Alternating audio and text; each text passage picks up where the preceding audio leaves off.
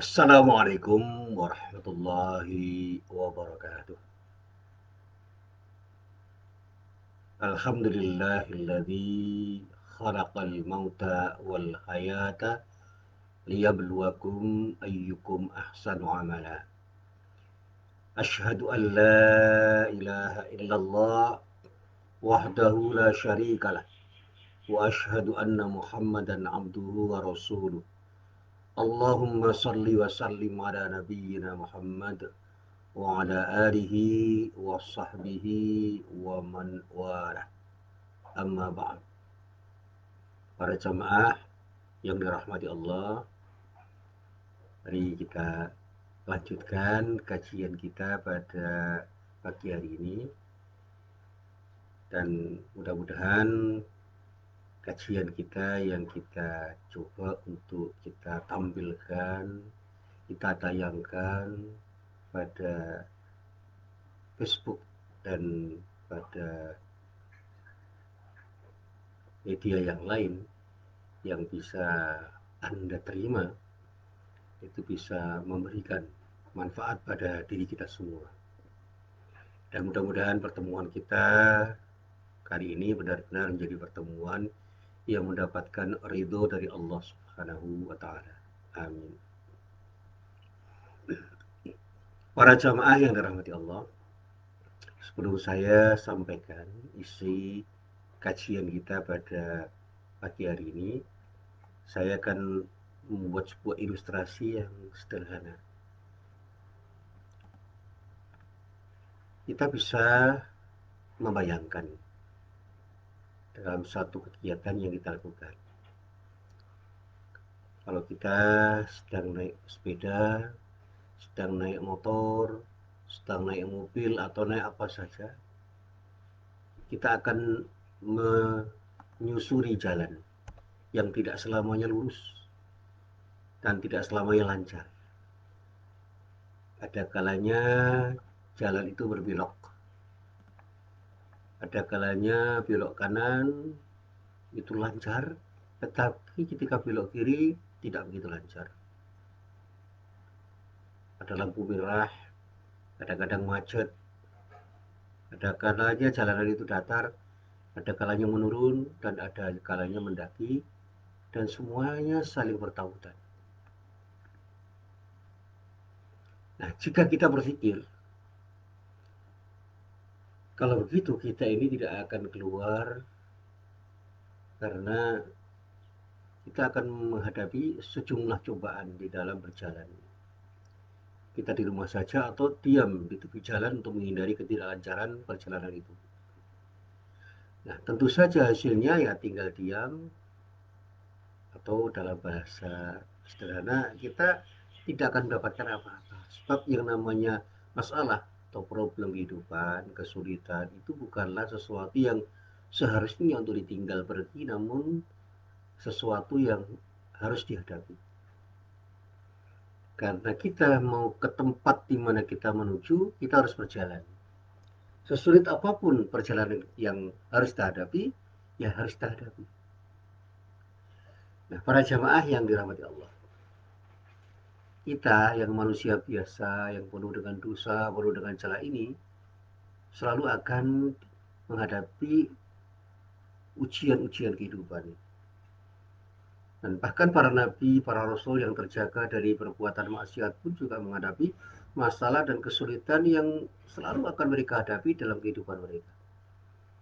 Tetapi bedanya, para rasul, para nabi itu menghadapi semua persoalan itu dengan sikap sabar. Mereka memiliki kesungguhan untuk mengatasinya dengan ikhtiar dan doa, dan diiringi dengan sikap tawakal, sikap berserah diri kepada Allah. Sementara banyak orang yang tidak bersabar untuk menghadapi setiap masalah dan tidak memiliki kesungguhan untuk mengatasinya, dan tidak ada ikhtiar dan doa, serta tidak punya sikap tawakal atau berserah diri kepada Allah Subhanahu wa Ta'ala, sehingga banyak orang yang gagal. Nah, itulah hidup. Hidup adalah sebuah perjalanan. Bertolak dari, sedang, berada di, serta menuju ke suatu tempat. Di dalamnya terdapat berbagai kesulitan atau kesukaran. Dan disinilah kita harus sadar sebagai orang yang beriman bahwa Allah selalu menguji kepada semua hambanya untuk memberikan sesuatu yang pada akhirnya mereka akan mendapatkan sesuatu yang terbaik ketika mereka lulus dalam ujian itu. Siapa mereka yang akan mendapatkan kemenangan dalam setiap ujian? Jawabnya satu, orang yang sabar.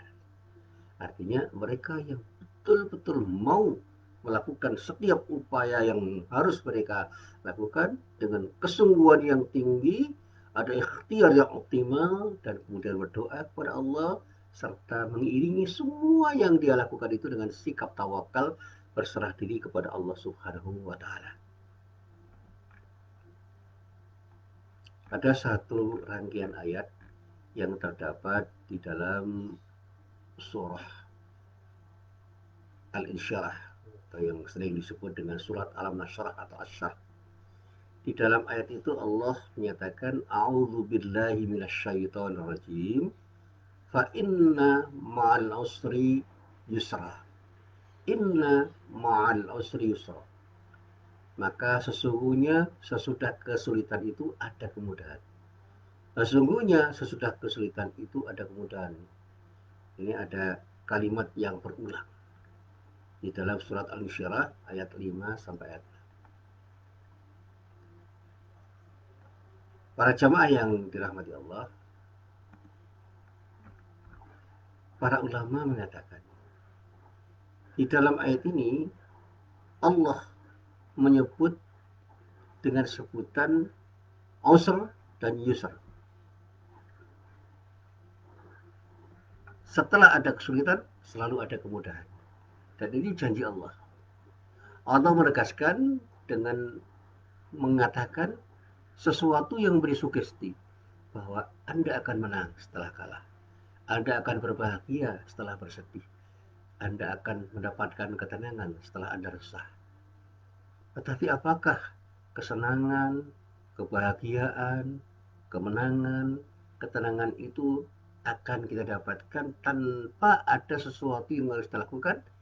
Disitulah kita harus berpikir bahwa ada sesuatu yang harus kita dapatkan dengan upaya, dengan usaha, dengan ikhtiar. Disinilah kemudian kita harus berpikir lebih lanjut bahwa tanpa ikhtiar tidak akan ada sesuatu yang kita dapatkan. Dan ikhtiar itu adalah sebagai sesuatu yang menjadi sebab kenapa sesuatu itu bisa kita dapatkan. Jadi ada sebab yang kemudian melahirkan akibat. Dan kepada Allah kita berserah diri, karena itu bagian dari sunnatullah. Sesuatu yang sudah ditentukan oleh Allah Subhanahu wa Ta'ala. Nah, para jamaah yang dirahmati Allah, kedahsyatan janji Allah yang dinyatakan oleh Allah dengan kalimat fa inna ma'al usri yusra, inna ma'al usri yusra, karena sesungguhnya sesudah kesulitan itu pasti ada kemudahan. Sekali lagi, di balik kesulitan itu ada kemudahan. Nah, ada rahasia pengulangan kalimat-kalimat itu, kalimat yang terulang di dalam ayat itu. Apa makna yang terkandung di dalam kalimat itu sehingga Allah perlu mengulangi dan menegaskan pesan-pesannya kepada para manusia, kepada para hambanya melalui lisan Nabi Muhammad SAW. Para jamaah yang dirahmati Allah,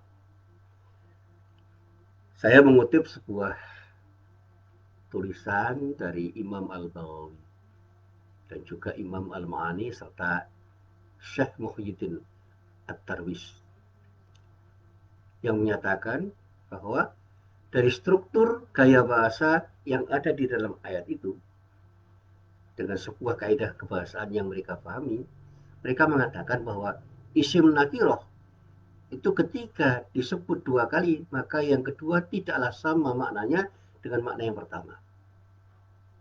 Apa isim nakiroh di situ? Yusra, yusra, yusra, yusra. Namun jika isim ma'rifat itu disebut dua kali, maka keduanya sama maknanya. Artinya yang pertama dengan yang kedua itu sama maknanya. Apa yang disebut al-usr, al-usri? Sehingga kata infa inna ma'al usri yusra, kata al-usri itu adalah dua kesulitan yang sama akan melahirkan kemudahan yang beragam. Nah, dari kaidah ini kata para ulama bisa ditarik sebuah kesimpulan bahwa setiap satu kesulitan itu akan mendatangkan dua kemudahan. Setidaknya akan berupa penyelesaian yang terbaik serta pahala kebaikan yang hanya diketahui oleh Allah jika kita bersabar di dalam menghadapinya. Nah, bahwa setelah kesulitan dan beban yang berat yang dialami oleh siapapun termasuk yang dialami oleh para nabi, para rasul, maka Allah akan memberikan kemudahan dan kemenangan yang dijanjikan oleh Allah Subhanahu wa taala. Para jamaah yang dirahmati Allah, ada sebuah ilustrasi yang sering saya kembangkan dalam sebuah percakapan ringan dengan para sahabat saya. Ketika kita gagal untuk mendapatkan sesuatu, maka kita akan mendapatkan dua kemanfaatan. Yang pertama manfaatnya, kita tahu cara yang salah yang kita lakukan untuk mendapatkan sesuatu yang kita harapkan. Jadi kita bukan sedang gagal, tapi kita berhasil menemukan cara yang salah ketika kita gagal. Yang kedua, setelah kita berusaha dan kemudian mendapatkan sesuatu yang kita harapkan, berarti kita menemukan cara yang benar untuk mendapatkan sesuatu yang kita harapkan. Saya pernah satu saat itu mencoba untuk memasang skrup. Ternyata saya pasang berkali-kali, gagal. Akhirnya saya coba, saya lihat skrup ini. Ternyata skrup yang saya pasang itu bukan skrup yang cocok dengan sesuatu yang harus saya masuki dengan skrup itu. Sehingga saya perlu memakai skrup yang lain yang cocok. Artinya saya salah mengambil skrup yang harus saya pakai.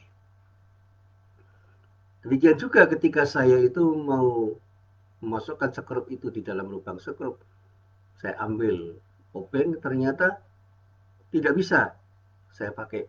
Ternyata obeng yang saya ambil itu obeng yang terlalu besar, sehingga saya harus memakai obeng yang lebih kecil. Nah, dari hal yang sederhana itu bisa kita ketahui bahwa saya mengetahui cara yang salah yang saya lakukan pertama kali pada saat saya menggunakan sesuatu yang harus saya gunakan. Dan kemudian saya baru mengerti cara yang benar yang harus saya gunakan untuk melakukan sesuatu yang saya lakukan. Nah, demikian juga ketika dulu saya belajar bahasa Inggris. Saya pernah belajar bahasa Inggris dengan cara menghafal kosakata yang sangat beragam. Saya hafalkan satu persatu, ternyata terlalu banyak. Sehingga saya gagal untuk meraih sesuatu yang saya dambakan dalam waktu yang sudah saya tentukan. Nah, begitu saya kursus selama 3 bulan untuk belajar bahasa Inggris, diberitahukan oleh guru saya, oleh tentor saya, oleh pembimbing bahasa saya, jangan hafalkan semuanya. Hafalkan kosakata pokok dan kemudian pahami derivasinya. Nah, ternyata kata-kata yang disebut kosakata pokok itu bisa kita hafalkan lebih sedikit dari apa yang pernah saya hafalkan. Begitu saya hafalkan kosakata pokoknya, kemudian saya pahami derivasinya. Sehingga ketika saya itu mengerti arti kata go, maka saya akan mengerti kata wait, kata God, misalnya. Dengan memahami konsep tenses. Ngerti arti kata going. Kemudian ketika saya mencoba untuk belajar bahasa Arab, saya juga begitu. Ternyata ada kosakata pokok yang harus saya mengerti dengan mendalam sehingga derivasinya itu bisa saya pahami selanjutnya dengan mengetahui konsep tasrif. Demikian juga ketika saya belajar untuk memahami kehidupan. Ternyata ada rumus-rumus penting di dalam menghadapi persoalan hidup itu yang ketika rumus penting itu bisa kita pahami dengan baik, saya bisa melahirkan rumus-rumus baru sebagai perluasan dari pemahaman saya terhadap rumus-rumus baku yang saya pahami untuk menyelesaikan persoalan-persoalan yang saya hadapi. Rumus bakunya, hadapi kesulitan apapun itu dengan tenang. Ojo gurasa-gusu dalam bahasa Jawa. Jangan tergesa-gesa. Pahami betul masalah yang kita hadapi itu dengan tenang, dengan pikiran yang jernih, dengan hati yang lapang. Sehingga kita benar-benar tahu apa masalah yang kita hadapi. Lalu kita pahami cara yang tepat untuk menyelesaikan persoalan yang kita hadapi itu dengan tenang. Jangan tergesa-gesa, dengan sabar. Sehingga kita benar-benar tahu cara yang tepat untuk menyelesaikan persoalan yang kita hadapi. Dan ternyata banyak masalah yang bisa saya selesaikan hanya dengan kesabaran saya untuk bisa memahami apa masalah saya dan cara yang tepat untuk menyelesaikan masalah itu.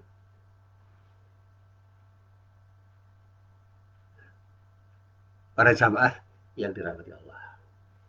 Kemudahan yang diberikan oleh Allah itu bahkan ketika saya pahami, saya renungkan dan saya alami itu ternyata berlipat-lipat. Saya belajar dari sirah Nabi Muhammad SAW. Jika Nabi Muhammad SAW itu terlahir sebagai anak yatim, beliau bahkan bisa menyantuni banyak fakir miskin dan anak yatim serta para janda miskin. Karena apa? Karena beliau pernah mengalami bagaimana sulitnya menjadi anak yatim, fakir miskin yang betul-betul harus mendapatkan perhatian dari banyak orang. Dia tahu bagaimana caranya menyantuni dan memberdayakan banyak fakir miskin dan anak yatim yang beliau bina, beliau bimbing, beliau didik, sehingga banyak orang yang betul-betul terdidik oleh Nabi Muhammad SAW dengan baik dan benar karena ada pengalaman empiris yang pernah dialami oleh Nabi Muhammad SAW ketika beliau lahir dalam keadaan yatim. Bahkan ketika dia berada dalam masa kanak-kanak sudah kehilangan ibunya dan pada saatnya dia harus berjuang untuk hidup bersama pamannya yang bernama Abu Thalib. Dan bahkan kemudian dia bisa menyantuni para janda yang miskin, yang harus dia santuni dengan baik dan benar. Dan bahkan ketika saya itu belajar tentang pernikahan Rasulullah Nabi Muhammad SAW, para istri yang janda itu betul-betul tersantuni dengan kasih sayang yang diberikan oleh Rasulullah Nabi Muhammad SAW.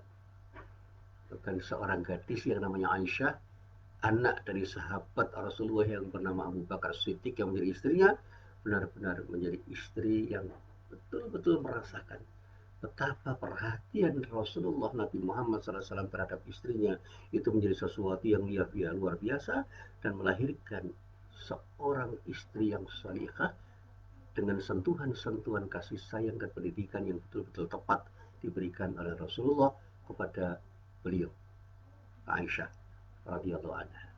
Dan itu juga dirasakan oleh para istri yang lain. Dan filosofi yang saya pahami dari pernikahan Rasulullah itu luar biasa. Jadi jangan bandingkan pernikahan Rasulullah dengan pernikahan orang lain.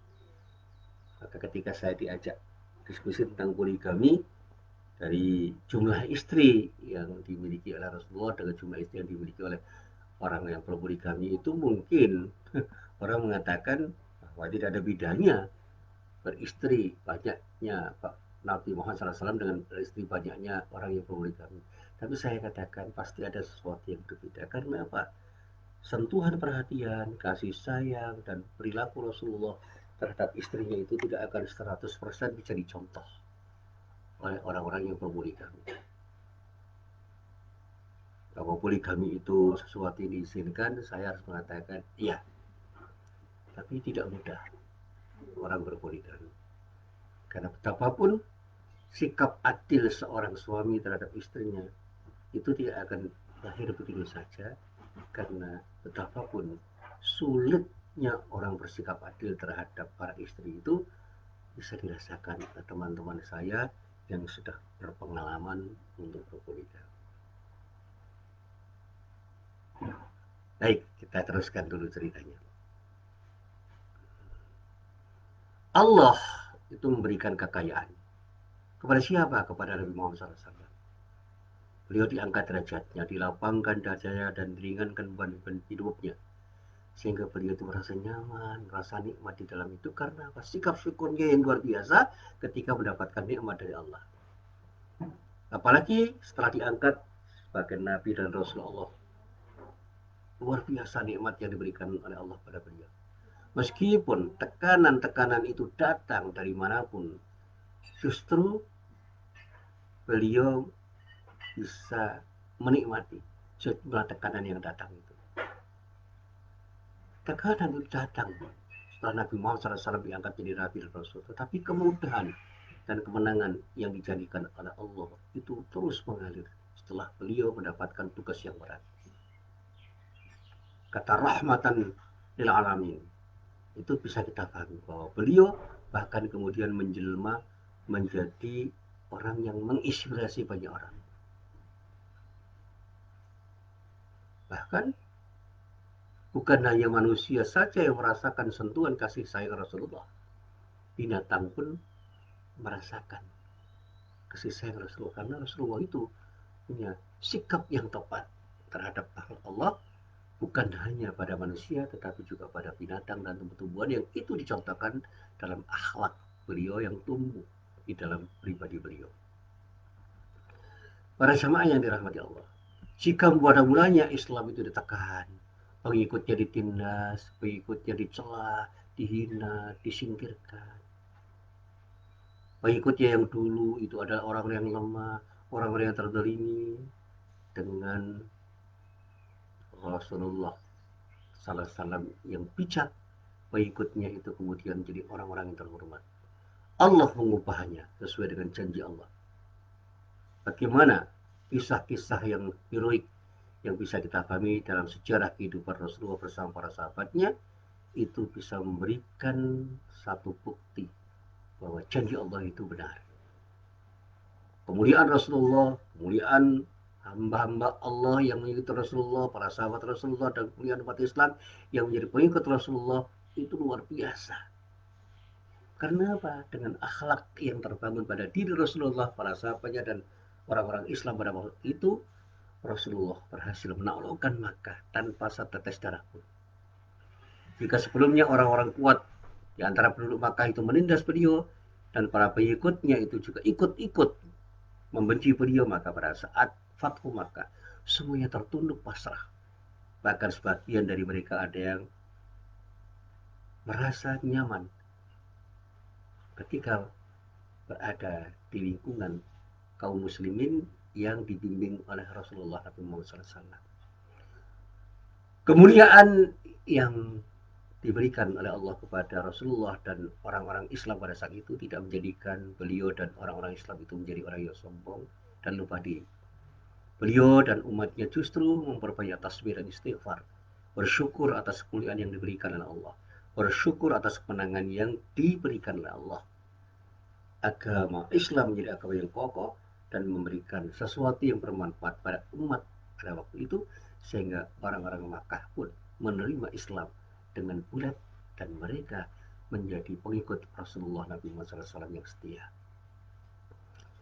Jadi para jamaah yang dirahmati Allah, kita harus yakin setidaknya setiap satu kesulitan yang kita hadapi itu akan mendatangkan dua kemudahan yang telah disiapkan oleh Allah seperti yang saya gambarkan tadi.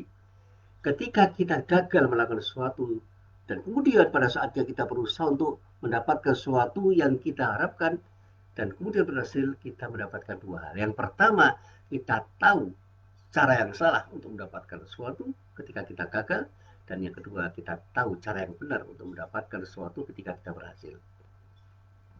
Dan itu tidak hanya berlaku untuk urusan duniawi, tetapi juga untuk urusan ukhrawi, dunia akhirat.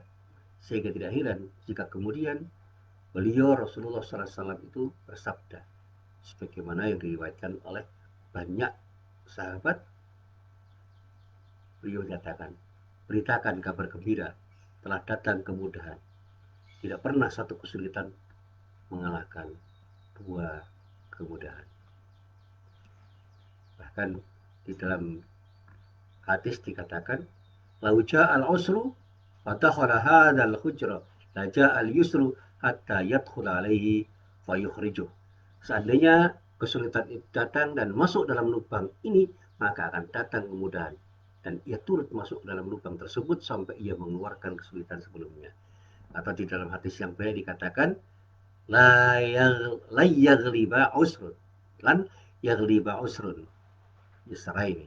Satu kesulitan tidak mungkin mengalahkan dua kemudahan.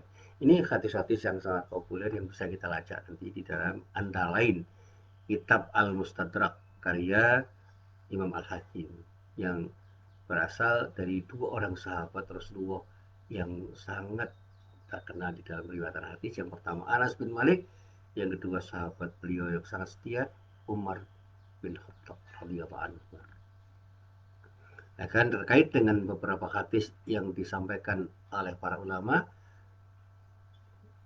Hasan al-Basri mengatakan, kanu yakuluna la yaghlibu usrun wahidun yusraini isnain. La yaghlibu usrun wahidun yusraini isnain. Mereka kata ketika para sahabat itu mengatakan, Hasan al-Basri menyatakan, para sahabat itu berpendapat bahwa satu kesulitan itu tidak mungkin mengalahkan dua kemudahan. Dan bahkan ketika saya baca di dalam kitab tafsir Ibnu Katsir menjelaskan bahwa dengan kaidah ilmu bahasa Arab bahwa kesulitan yang namanya al-usr itu di dalam ayat yang kita baca tadi pada surat Al-Insyirah ayat 5 ayat 6 itu menggunakan isim ma'rifah. Ada alif lam di situ. Artinya isim ma'rifah digunakan di dalam kalimat itu. Di dalam dua keadaan. Maka kesulitan pertama dan kesulitan kedua dianggap satu kesulitan yang sama. Sedangkan kemudahan yusrun menggunakan isim nakirah yang tidak terdapat alif lam di dalamnya sehingga kemudahan itu berbilang, bukan hanya satu. Oleh karena itu disebut satu kesulitan mustahil mengalahkan dua kemudahan. Kesulitan yang pertama disebut dalam ayat yang sama dengan kesulitan yang kedua, berarti kesulitan itu hanya satu macam. Sedangkan kemudahan itu berbilang. Begitulah, semakin banyak kesulitan yang kita hadapi, sebenarnya Allah akan memberikan kemudahan yang berlipat pada diri kita. Dan oleh karena itu marilah kita serahkan semua persoalan kepada Allah dengan terus berusaha seoptimal mungkin dengan upaya kita yang tanpa batas dan berdoalah kepada Allah dengan doa yang tulus serta bersikap takwala. Insya Allah, wa yatawakkal 'ala Allah fahuwa hasbuh. Siapapun yang bersikap tawakal kepada Allah, niscaya Allah akan mencukupkan keperluannya. Seperti yang dikatakan oleh Imam Syafi'i di dalam sebuah syair, bait syairnya, Imam Syafi'i mengatakan, "Sabrun jamila ma aqrabal farja. Man araqaballaha fil umuri naja. Man saddaqallaha lam yanalhu adha. Wa man rajahu yakunu haitsu raja." Bersabarlah dengan sabar yang baik, maka niscaya kelapangan itu begitu dekat. Barang siapa yang mendekatkan diri pada Allah untuk lepas dari kesulitan, maka ia pasti akan selamat. Barang siapa yang begitu yakin dengan seyakin-yakinnya kepada Allah, maka ia pasti tidak akan pernah merasakan penderitaan. Yang terakhir dikatakan, barang siapa yang selalu berharap pada Allah, maka Allah pasti akan memberikan pertolongan kepadanya. As-sabru mitrusmi. Sabar itu seperti namanya. Murrun mudak itu pahit rasanya. Lakin awakibu ahla minal asal. Namun akhirnya rasanya lebih manis daripada manisnya madu. Ini pernyataan orang Arab. Dan apa yang dikatakan itu insya Allah semuanya benar. Dan semua kembali kepada diri kita sendiri. Apakah kita sudah bersungguh-sungguh untuk mengatasi setiap kesulitan yang kita hadapi? Apakah kita sudah maksimal berusaha? Apakah berbagai cara sudah kita tempuh? Nah, kalau belum, mari kita lakukan sesuatu dengan benar dan baik, dengan kesungguhan yang tinggi, dan marilah kita yakini bahwa setiap masalah yang kita hadapi akan bisa kita atasi dengan kesungguhan kita berusaha untuk mendapatkan kemudahan dari Allah dengan doa dan sikap tawakal kita kepada Allah. Karena itu berusahalah semaksimal mungkin untuk meraih apapun yang kita cita-citakan, diiringi dengan doa dan sikap tawakal. kepada Allah. Upaya maksimal, doa kita panjatkan, dan selanjutnya bersikap tawakal kepada Allah. Semoga Allah senantiasa memudahkan segala urusan kita sehingga kita bisa meraih kelapangan dari kesempitan yang pernah kita alami. Amin. Ya mujibas sa'ilin. Wassalamualaikum warahmatullahi wabarakatuh.